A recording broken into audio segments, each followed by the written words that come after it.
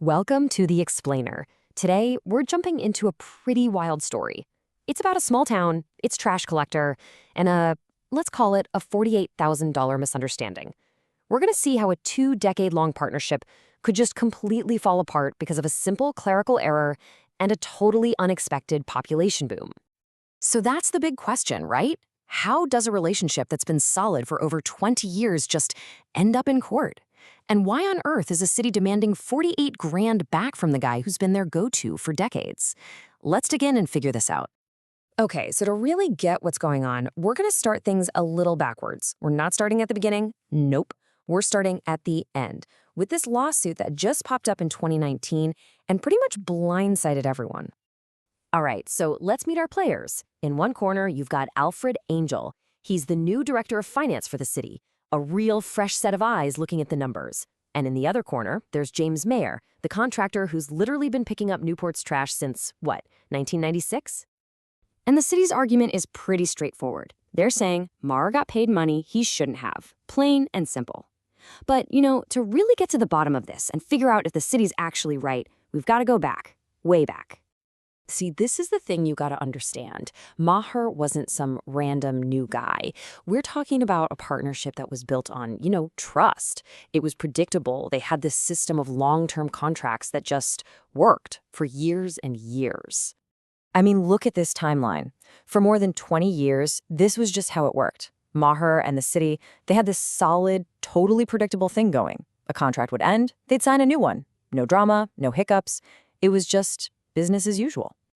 Okay, so this is where it all starts to get interesting. The 2014 contract. This is the key. It locked in a very specific price, $274,000 a year for 5 whole years. Everybody knew the deal, right? Both sides knew exactly what to expect. Or, well, at least they thought they did. But then 2017 happened. Something completely out of the blue comes along and just throws this whole stable agreement into total chaos. And suddenly, that fixed-price contract, it's about to be tested in a big, big way. You see, for 20 years, the city grew at this really slow, steady pace. And that's super important because it meant Maher could price his contract perfectly. He knew more or less how many new houses he'd have to add to his route each year. It was all baked into the price. And then this.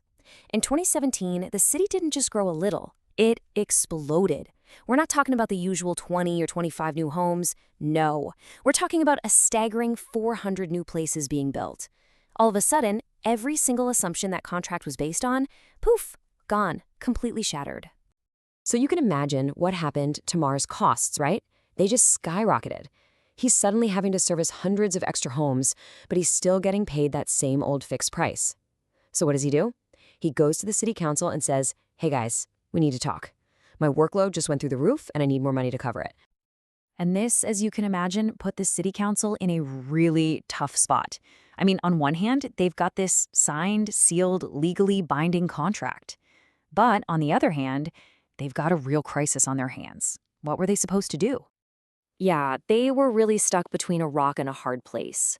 The contract is the contract, you can't just ignore it, but the trash has to get picked up, right? And finding a whole new service on short notice would have been an absolute nightmare. Plus, this is Maher. He'd been their guy, a super reliable partner for decades. So, what they do? They compromised.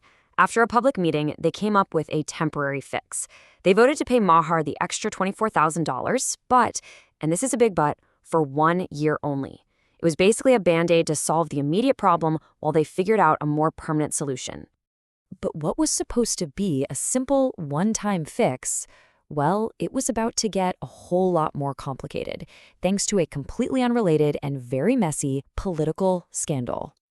Okay, so get this. This is where a simple mistake turns into a $48,000 problem. Right when that 1-year extra payment deal was supposed to end, the entire city government gets totally swallowed up by this big mayoral scandal. Everyone is distracted. And with all eyes on the scandal, the contract issue, it just fell through the cracks. The finance department, probably on autopilot, just kept cutting checks to Maher for the higher amount for a second full year. A year that was never, ever approved. And that's how we get to our magic number. That second totally unauthorized year of payments is what doubled the overage. You've got the first 24 grand that was approved, plus the second 24 grand that wasn't. And boom, there's the $48,000 that's now at the very center of this whole lawsuit. So, how did this massive oversight finally come to light? Well, this is where our story comes full circle, right back to where we started, with that lawsuit. So, right after Mahar's 5-year contract finally runs its course, the city hires a new director of finance, the guy we met earlier, Alfred Angel.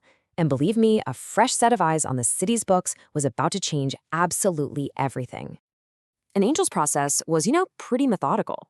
He just starts going through the city's contracts. He spots these extra payments to Maher, thinks, that's weird, and decides to check it against the official council approvals. And that's when he finds it. The second year of payments was never authorized. From there, it was a straight line to the lawsuit demanding every single penny of that $48,000 back. So when you strip it all away, this whole case really boils down to one fundamental question, doesn't it? Should a contract be absolutely unbreakable, even when something happens that nobody, and I mean nobody, could have ever predicted?